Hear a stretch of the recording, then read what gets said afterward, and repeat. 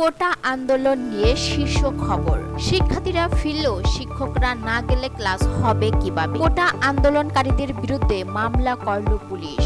কোটা আন্দোলনকে জড়িয়ে সরকার ভিন্ন কিছু করার পায়তারা করেছে মির্জা আব্বাস। 2018 সালে কোটা আন্দোলনকারী মেধাবী নেতারা বিসিএস পরীক্ষায় ফেল। এবার বিস্তারিত।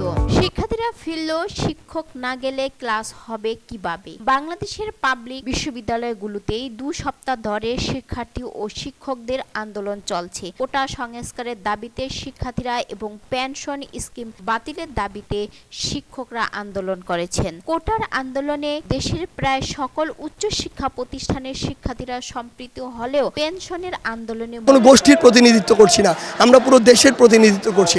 আমাদের জায়গা থেকে স্পষ্ট বার্তা, আমরা যে যৌক্তিক দাবিটি নিয়ে কাজ করছি এই দাবিটি সরকার মেনে নিক, এই দাবিটি মেনে নিয়ে কোটার একটি যৌক্তিক সংস্কার করুক, সংসদে আইন প্রণয়ন করুক।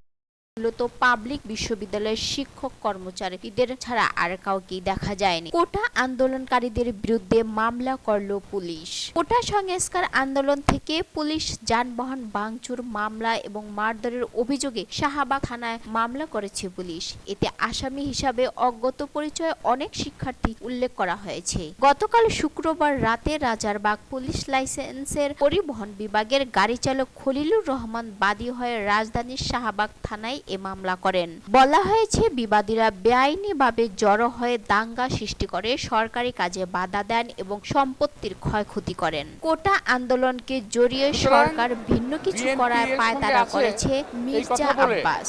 আসল বিষয়টাকে ধামাচাপা দেওয়ার চেষ্টা করার কোনো প্রয়োজন আছে বলে আমি মনে করি না। এটা তাদের একটা অপপ্রয়াস। স্থায়ী কমিটির সদস্য মির্জা আব্বাস বলেছেন, কোটা সংস্কারের দাবিতে সাধারণ শিক্ষার্থীরা আন্দোলন করেছে। বিএনপির কথা হলো এই আন্দোলন অন্যদিকে নেওয়ার সুযোগ নেই। বিএনপির কথা বলে এই আন্দোলন অন্যদিকে নেওয়ার সুযোগ নেই। এটা তাদের অপকৌশল ছাড়া কিছুই না। মূলত কোটা আন্দোলনকে জড়িয়ে সরকার ভিন্ন কিছু করার পায়তারা করেছে। শনিবার শেরেবাংলা নগরে বিএনপির প্রতিষ্ঠান জিয়াউর রহমান সমাধিতে শ্রদ্ধা নিবেদন শেষে তিনি একথা বলেন। মির্জা আব্বাস বলেন, কোটা সংস্কার আন্দোলন শিক্ষার্থীদের ন্যায্য দাবি। এই ন্যায্য দাবির প্রতি বিএনপির সমর্থন আছে। আমাদের আশঙ্কা হচ্ছে সরকার কোটা সংস্কার আন্দোলনে বিএনপির উস্কানি আছে বলে অন্যদিকে ধাবিত করার অপকৌশল করতে পারে। 2018 কোটা আন্দোলনের মেধাবী নেতারা বিসিএস পরীক্ষায় ফেল। 2018 সালে কোটা আন্দোলনের মেধাবী নেতারা বিসিএস পরীক্ষায় ফেল করেছে। সেই আন্দোলনে অংশগ্রহণকারীদের তালিকা সামাজিক যোগাযোগ মাধ্যমে ভাইরাল হয়েছে। প্রকাশিত হয়েছে সবার নাম ও রাজনৈতিক পরিচয়ের আমলনামা।